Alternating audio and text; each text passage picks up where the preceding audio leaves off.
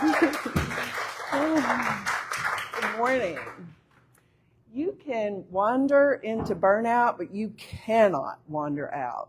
I don't know anybody that has ever put, I want to be completely burned out on their vision board. I know I didn't, but that is exactly where I found myself, and like so many others, just a few years into my dental career. I remember standing back going, how the heck did I get here, and how do I get back on track?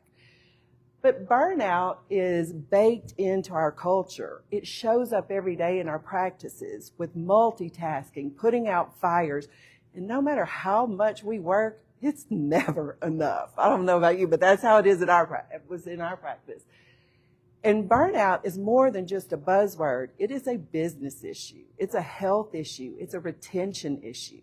The American Dental Association says 84% of us have moderate to severe stress, and 50 to 75% of us are in full-blown burnout. Now, there are three types of burnouts, and I think it's more of like a spectrum. It's not a one-size-fits-all thing, and this is backed by Harvard science. There's overload burnout. This is the hustle, the grind, the white-knuckling your way through things. And then there's the under-challenged burnout. I call it being bored out. This is when you're on autopilot, you're doing the bare minimum to get by, you are just phoning it in. And then there's neglect. This is where you have just given up, you're cynical, you question everything. And there's three questions I like to ask to kind of see where you fit on this spectrum. Have you ever shrunk your goals just to reduce your risk of failure? Or you've settled for fine when you knew you were capable of more. Or you blame, you tell yourself the reason that you're so miserable is because of your doctor, your team, not enough time, not enough money. And the most important question I think we need to ask is, what is it costing us to ignore burnout? It's costing us in team drama, team turnover, just a revolving door of talent. But most importantly, it's costing us the life of our dreams. But the problem is, when we try to solve for burnout, we try to fix all the people and the things and the stuff, when what we really need to do is get to the root cause of burnout. And spoiler alert, it's not your workload and it's not your boss. It's actually your brain. It's the lens you look through, the stories you keep telling yourself. Because our brains are wired for survival, not for success. And we need to upgrade that way of thinking and the way we use our brains. It reminds me of when I first started in dentistry back in the late 1990s. At that point in my life, I had absolutely no idea what went on in our dental practice. I knew my husband went to work every day, and then he would just come home smelling like former creosote. Had no idea what went on up there. But then he asked me to step in and transition the practice and their practice management software from DOS to Windows. Some of y'all might have been around for that. But what's interesting is while DOS, as ancient as it is, it would still work today. You could boot it up, put in some commands, and it'll give you some information. But you cannot run a modern dental practice with that programming. And it's the same with our lives. If you want to thrive in today's world with the pace, the stress, the expectations we're under, you have to upgrade your mental software. Now, I didn't always know this. For years, I thought it was all this stuff outside of me that was making me burn out. The dental assistant that would call out, the hygienist that would stir the pot, the schedule that fell apart. It was none of that. It was what I was making that mean. Now, my aha moment came at that desk, the one I felt chained to. I was getting ready to do a consult, printed out a treatment plan for a patient, and I was like, this is crazy. I'm about to hand this guy a treatment plan that's going to take him from where he is right now to excellent dental health. I want a plan like that for my mental health. And I also realized we needed some mental hygiene skills as much as we needed dental hygiene skills.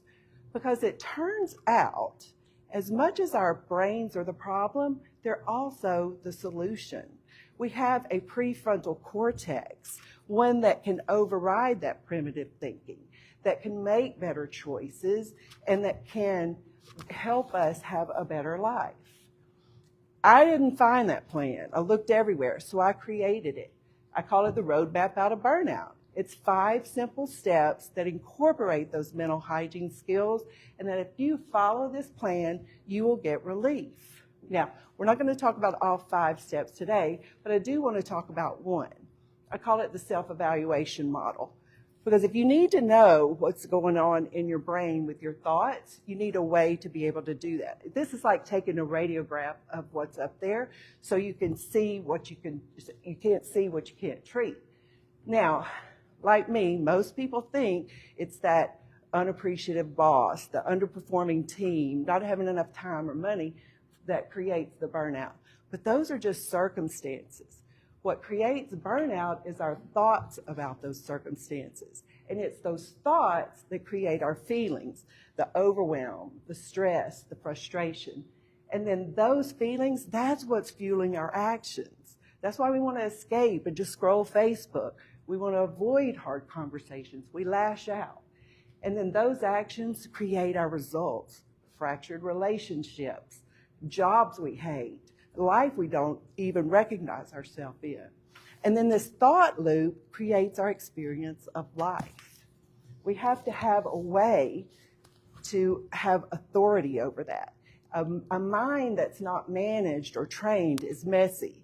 I like to think of it as a toddler in your treatment room. It's got a Slurpee in one hand and a Sharpie in the other. It's well-intentioned, but it's going to make a mess.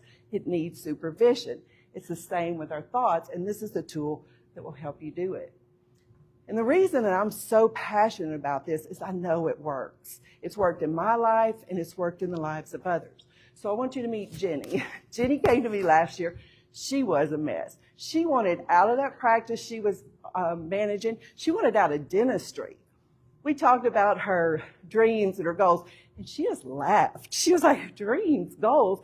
I'm trying to get through that next patient, the next hour, the next problem. And it wasn't better at home. She's always checking her email, wide awake 2:30 in the morning, not able to shut off her mind. So we walked through this roadmap.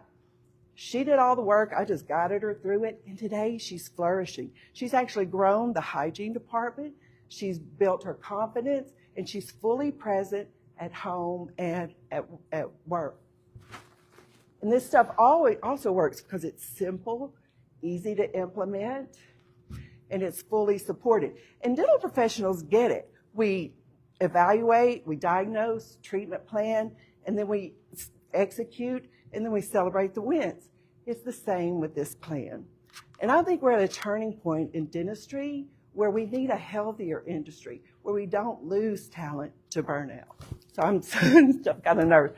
So let's circle back where we started. You can wander into burnout, but you cannot wander out. But you don't have to stay stuck.